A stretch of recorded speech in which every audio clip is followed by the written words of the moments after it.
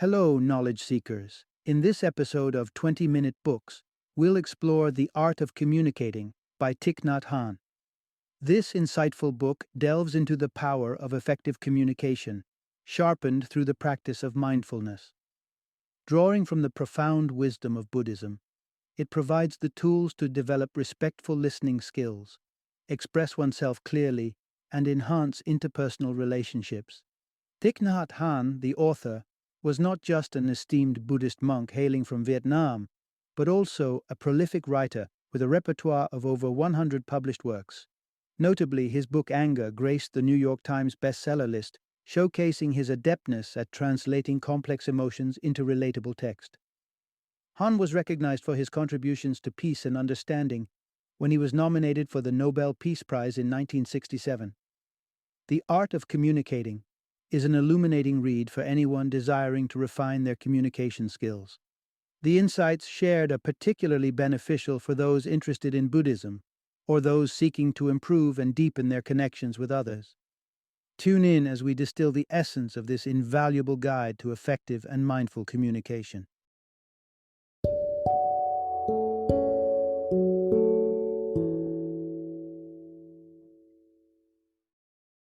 The Art of Communicating, the Fascination of Mindfulness in Our Daily Lives. Introduction. Unlock the secret to healthier relationships through masterful communication. Have you ever contemplated why things seem to go south in your relationships, irrespective of whether it's family, work, or a close-knit circle of friends? Well, chances are the culprit is poor communication. Now, you might be wondering what exactly unhealthy communication is.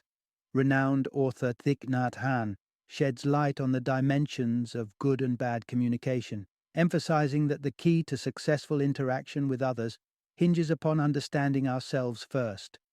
Unfortunately, most of us barely converse with our inner selves, leading to persistent struggles when it comes to connecting with others. In this enlightening exploration, you will begin to question your comprehension of those who surround you and discover strategies to kickstart your workdays on a positive note. Part 1. Master the art of communication with a blend of nourishing language and mindfulness. Be it intimate relationships or colossal business transactions, the pulse of successful interactions beats through robust communication. But what exactly constitutes robust communication? The essence of communication can be compared to food. It can either be nourishing or toxic. Positive understanding language corresponds to nourishing communication, while toxic discourse fills the listener with negative sentiments like annoyance and exasperation. For instance, if you are anticipating feedback on a task, and your superior marches in proclaiming, "This is pathetic, you're simply a liability," that's certainly an example of toxic speech. Contrarily, if they remark, "I believe there's scope for enhancement here," that's nourishing speech that could be employed constructively. So how do you strengthen your nourishing speech? Paving the path to more wholesome communication. The initial step involves understanding your unique communication style, which requires the cultivation of mindfulness. Mindfulness implies complete immersion into oneself, focusing on your body and your breath. It helps in articulating thoughts without prejudice. When you enter a state of mindfulness, you attain a level of detachment that enables you to scrutinize your communication from an objective perspective. It becomes possible to recognize when your words might veer into toxicity, allowing you to rein in your tongue. Practicing mindfulness also inoculates you against the toxic language of others. In a mindful state, you are less prone to making hasty judgments. You grasp the underlying distress that fuels their caustic speech, and compassion takes over, helping you not to internalize their hurtful words. Hence, to ensure your conversations are wholesome and nourishing, invest time in mindfulness. Part 2. Begin the journey to effective communication by engaging in a dialogue with yourself. Without a doubt, a substantial part of your day is spent interacting with others, be it face-to-face or through the digital sphere. But have you ever paused to consider how much time you dedicate to communicating with yourself? The odds are, not much. Opening channels of communication with yourself is pivotal to mindfulness, consequently making it indispensable for wholesome communication. Self-communication involves tuning into your own thoughts and bodily signals. This could be as straightforward as taking a moment to focus on your breathing. This practice enables you to be entirely present, shedding off concerns of the past or anxieties about the future. The focus becomes you, your health, and your emotional equilibrium at the moment. This technique proves particularly beneficial during times of distress, considering our sufferings don't always come with visible markers. You grow more attuned to the dissonance within your mind or body. Mastering self-communication paves the way for healthier communication with others. Knowing the intricacies of your thought process helps in comprehending the same in others. Consider an individual who's unhappy but feels incapacitated in bettering her circumstances. Suppose she is struggling with issues in her relationship but can't quite pinpoint the source of her discomfort. What she needs is mindfulness. If she can identify the cause of her distress, such as her irritation about her partner's lack of involvement in domestic chores, she can empathize with his struggles. Perhaps he's overworked and too drained to contribute at home. Mindfulness equips her with a profound understanding of her partner. She can now use compassionate and nourishing language to collaboratively work towards a solution. Thus, a productive interaction with others can't materialize unless we establish contact with ourselves first. Part 3. Let the act of mindful listening pave the way to understanding and healing. Have you ever unearthed an entirely new facet of a long-term partner, something that astonishes you because it managed to evade your notice for so long? Often, we fail to truly comprehend the people closest to us, primarily because we don't lend them a keen ear. At times, our minds might wander off into a parallel universe, while our partner is spilling their heart out. Your spouse could be delineating a major concern in your relationship, and your thoughts are preoccupied with mundane tasks like pool maintenance or bill payments. Even when we actively listen to our partners, we sometimes interject with reasons why we believe they are mistaken. Fortunately, there's an antidote to this predicament: mindful listening. Mindful listening encapsulates attentively absorbing what others express without casting judgments. When someone shares their pain, the urge to interrupt them might be strong, especially when you're keen on rectifying their misperceptions. However, this might digress into a dialogue where the spotlight drifts away from their emotions, which should be the center of your attention. Mindful listening entails steering clear of casting blame. Suppose you're lending an ear to a friend who's heartbroken over a recent breakup. Even if you believe his actions contributed to the split, you must realize that voicing this observation now will only augment his suffering.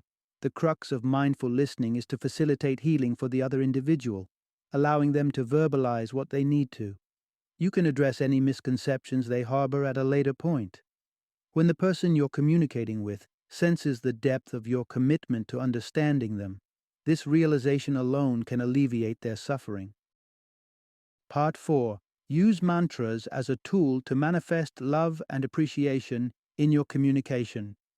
We've discussed steering clear of toxic speech, but what about initiating nourishing conversations? How does one induce that? One effective approach is incorporating mantras into your communication.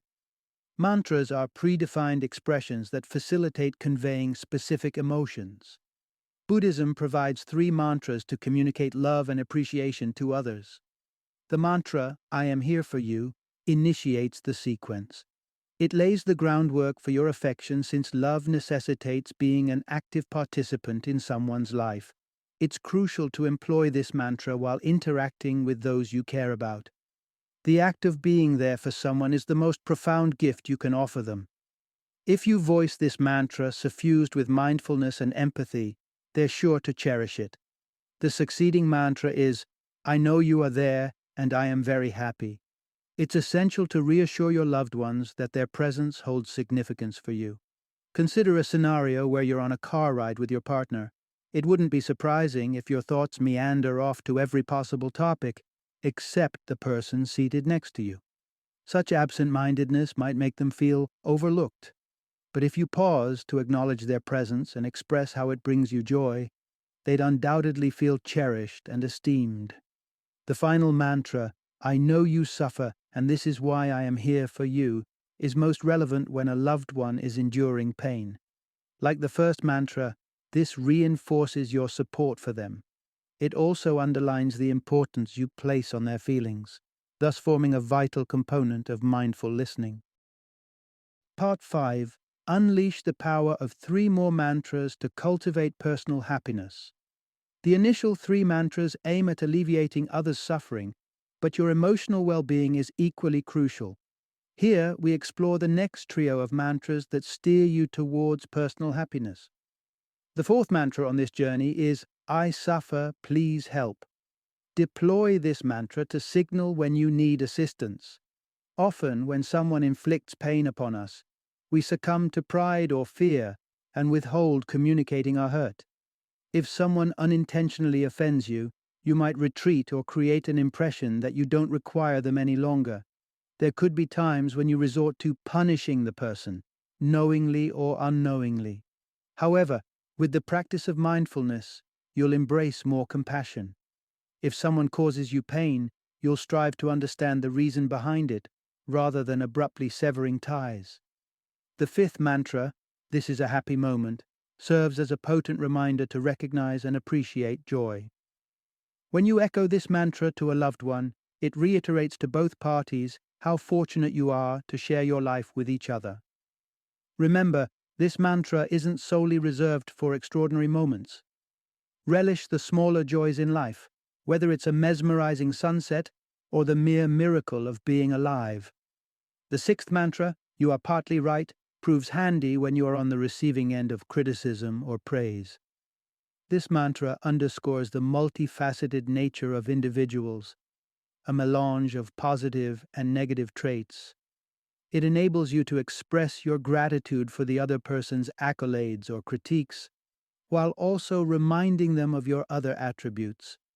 Harnessing the sixth mantra equips you with a balanced perspective on situations, encouraging objectivity and curbing judgmental tendencies. Key ingredients for mindful awareness. This mantra isn't only limited to external interactions. It also serves as a personal reflection. When someone criticizes a facet of your character, bear in mind that it's merely one aspect of you. Their critique might hold some truth, but it doesn't warrant feelings of insecurity or distress. Consider it constructive feedback that fosters growth. Part 6. Employing honesty and compassion in communication nourishes relationships. Beyond the 6 mantras, there's another powerful instrument to enrich your communication. It's called loving speech. To effectively deploy it, a few guidelines need to be followed. The first edict of loving speech mandates always speaking the truth. Upholding this rule can be challenging, particularly when the truth has the potential to hurt. However, speaking the truth with a gentle, caring approach is healthier and eventually feels better than resorting to lies. Truth might sting initially, but it cultivates trust over time. It paves the way for a sense of safety. If you deceive someone and they unravel the truth later, they'll be pained to realize your dishonesty, and their future trust in you will be shaken. For instance, suppose you unearth that your best friend's boyfriend is unfaithful. Breaking this news to your friend will undoubtedly be hard-hitting. However, if you communicate the truth honestly yet compassionately, it will mitigate her suffering in the long run. To nourish others through communication, it's crucial to comprehend that everyone is unique, necessitating a different approach in our interactions. Every individual has their distinct way of interpreting and dealing with the world. When engaging in a conversation, ensure your communication aligns with their understanding. A tale about Buddha encapsulates this concept effectively. When asked about his destination after death, Buddha gave differing responses to different individuals. His rationale was that he tailored his responses to match each person's level of understanding. This strategy can be likened to explaining historical events to a fifth grader compared to an adult. Each requires a different approach for effective understanding. Part 7. transforming group dynamics through collective mindfulness. Acing the art of communication isn't confined to one-to-one exchanges. We frequently interact with groups of people, adding another layer of complexity to the mix. For instance, many of us confront hostile rhetoric at our workplaces. Sound familiar? You have the power to rectify such toxic atmospheres with the balm of mindfulness. Step up and exemplify mindfulness while proposing to collectively strive for enhancements. Transforming your work environment can begin with straightforward steps. Even a shift in your mindset during your morning commute can yield noticeable changes. Typically, en route to work, our minds are already mulling over the day's tasks. This predisposes us to stress even before setting foot in the office. Counter this by practicing mindfulness during your commute. Concentrate on your breathing and cherish the present moment. You'll find yourself better primed to tackle the day. Workplace stress is ubiquitous, often diminishing our productivity. It's worthwhile to carve out some time to practice mindfulness alongside your coworkers. Perhaps gather before a meeting and collectively focus on your breathing. Not only will the meeting turn out to be more enjoyable, but chances are it will also be more productive. Even in instances where your colleagues might not join in, persist with your mindfulness practice. Eventually, they might follow suit, influenced by your example. Mindful communities possess an immense capacity to effect change in the world. If a group is rallied around a strong cause, say environmentalism, their shared objectives can only be realized if the community is tightly knit and fueled by the right energy. So, invest time in practicing mindfulness together. This will foster a community that listens to itself and the world, promoting mutual understanding and effective action. Final summary. The crux of this book. Endeavor to communicate with love, employing the tool of loving speech.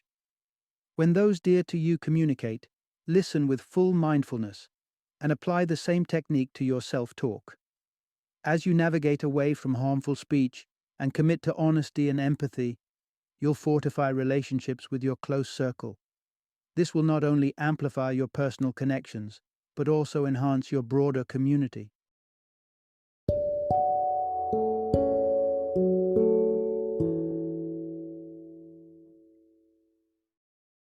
Thank you for joining me today on this journey of learning and discovery as we explored the insights of another thought-provoking book in our growing library of knowledge.